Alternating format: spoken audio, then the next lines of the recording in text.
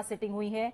और ऐसे 3 मौके 1961, 1978 और 2002 में ये मौके आए जब कहीं ना कहीं बिल के लिए जो डेडलॉक था उसे दूर करने के लिए यहां पर जॉइंट सिटिंग की गई।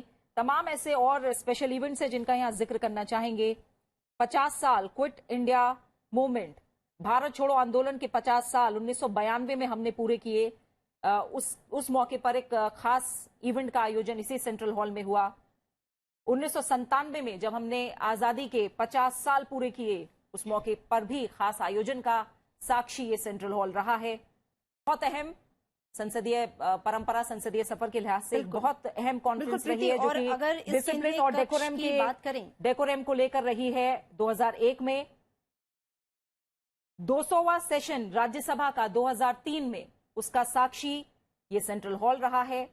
इसके बाद 150 सालों की यात्रा, जो भारत की आजादी की पहली लड़ाई थी, उसकी 150 सालों की यात्रा 2007 में हमने पूरी की, इसका भी गवाह ये सेंट्रल हॉल रहा है। अब हम 2012 की तरफ रुख करेंगे, जब हमने भारतीय संसद के 60 साल का सफर पूरा किया सेंट्रल हॉल में। उस मौके पर भी अहम चर्चा हमने देखी, अहम कार्यक्रम हमने देखा। जीएसटी का इंप्लीमेंटेशन, एक देश एक कर व्यवस्था जीएसटी 2017 में कार्यक्रम का आयोजन इसी सेंट्रल हॉल में।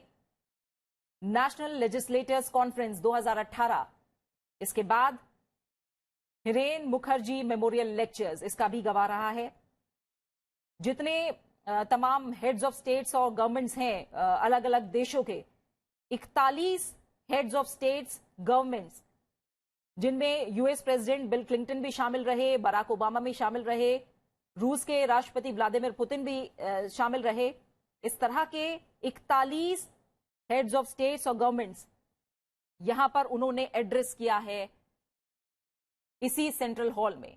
यानी ये अमृता, जैसे मैं बता रही थी, शुरुआत से लेकर अब तक बहुत से ऐसे ऐतिहासिक मौके हैं जिनका गवाह ये सेंट्रल हॉल रहा है। बिल्कुल। और इस वक्त आप तस्वीरों में देखिए, सीधी तस्वीरें आपके सामने। प्रधानमंत्री कार्यक्रम से पहले सभी से गुफ्तगू करते हुए, बातचीत करते हुए, आप देखिए सबके चेहरों पे किस तरह का भाव है।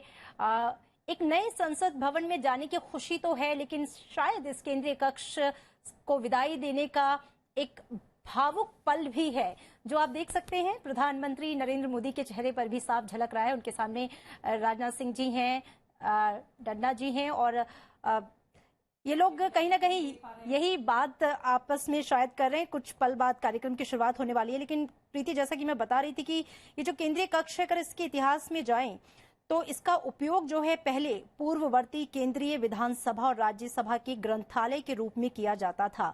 1946 में इसका स्वरूप बदला गया और इसे संविधान सभा कक्ष में बदल दिया गया, और 9 दिसंबर 1946 से 24 जनवरी 1950 तक वहां संविधान सभा की बैठकें हुई। मौजूदा समय में हम लोकसभा अध्यक्ष भी अब देख पा रहे हैं, ओम बिरला, वो भी प्रधानमंत्री के साथ यहाँ मौजूद है। और सब hello, this is Siddhu Jonnalagadda. I want to wish hit TV app all the success for their launch. Please download the app.